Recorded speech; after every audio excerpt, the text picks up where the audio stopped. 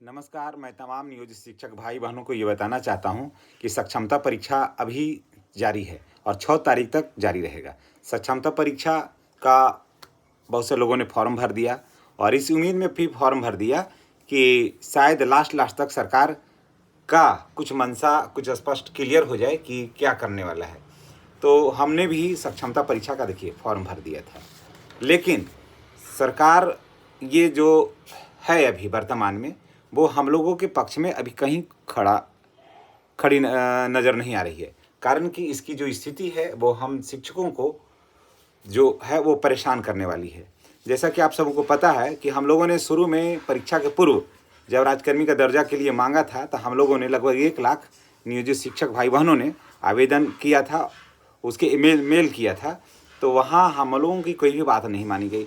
उसके बाद नोटिफिकेशन आया, बहुत से लोगों ने फॉर्म भरा, हमने भी फॉर्म भरा और इस उम्मीद में कि सरकार शायद हमारी बात को मानेगी और उसमें 3 जिला का ऑप्शन मांगा, हम लोगों ने दिया था और ये उम्मीद करके कि शायद सरकार लास्ट तक मान जाएगी और हम लोगों को जो है अपने ज़िला के किसी 3 प्रखंड में ही शायद लास्ट में ये ऑप्शन हम लोगों को दे और उसी में हम लोगों को जाना होगा। लेकिन ऐसा नहीं है और ना वेतन संरक्षण का लाभ है, ना किसी तरह का लाभ है और सरकार ये चाह रही है कि नियोजित शिक्षकों को यहाँ से हटा करके दूसरे ज़िला में डाल दिया जाए ताकि परेशानी हो। जब तक सरकार हम लोगों की बातों को नहीं मानती है या कोई विशेष सुविधा नहीं देती है, वेतन संरक्षण का लाभ नहीं देती है, तब तक हम लोग को नहीं लगता है कि हम लोगों को परीक्षा देने से किसी तरह का कोई फ़ायदा है।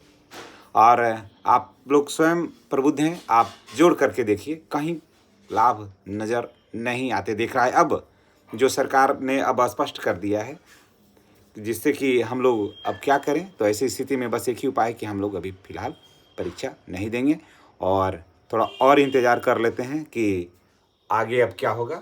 जब होगा तो देखा जाएगा। और हमारा भी कल 2 तारीख को यानी कि 2 फरवरी को एग्ज़ाम था पटना में, तो हम भी परीक्षा नहीं देंगे। कारण कि इसमें सरकार की जो नीति है अभी वो बहुत ज़्यादा स्पष्ट नहीं है और जिसकी वजह से हम शिक्षकों को जो है वो काफ़ी नुकसान होगा। तो ऐसी स्थिति में अगर आप भी परीक्षा देने का मन बना रहे हैं, सोच रहे हैं, तो आपसे रिक्वेस्ट है कि आप परीक्षा नहीं दें और नहीं देने में ही भलाई है और संघ के साथ एकजुट रहें। और जब एकजुट रहेंगे तो निश्चित रूप से सरकार में बहुत ऐसे लोग बैठे हैं, बहुत से लोग ऐसे बैठे हैं जो हमारे हित की ही बात सोच रहे हैं वहाँ बैठ के। ऐसा नहीं है कि सरकार में बैठे हुए सभी लोग गलत हैं या हमारे जितने भी पदाधिकारी हैं हम लोगों के साथ खड़े रहते हैं, ऑफिस में बैठे हैं, वो सब हम लोगों को अहित सोचते हैं। ऐसा कहीं बात नहीं है। पदाधिकारी हों या फिर माननीय सांसद हों, वो सब या माननीय विधायक हैं, वो शिक्षकों के साथ ही खड़े हैं। लेकिन कुछ लोग हैं उसमें जो अपनी नीतियों को ज़बरदस्ती थोपना चाह रहे हैं।